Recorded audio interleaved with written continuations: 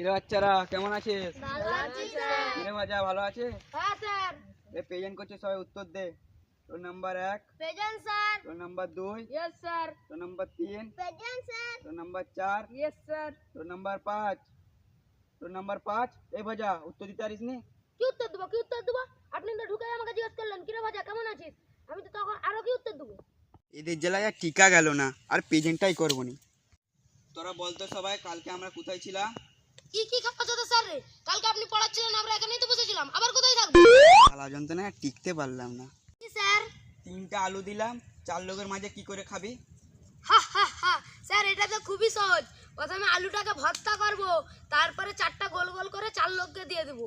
আজকালকার ছেলেগুনালি আর পারা গেল না। ভাজা খুবই তো ডায়লগ মারিস। এই প্রশ্নটার উত্তর দে তো। কাল তো ভালোই বৃষ্টি হচ্ছে, বল তো পচা তোর কত বৃষ্টি হলে ভালো?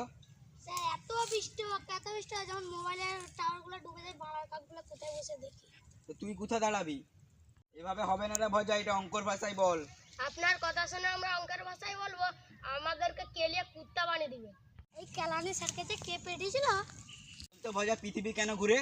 গানের জ্বালায় ঘুরে রে, গানের জ্বালায় মার তো কেলানি চাঁদা স্যারকে।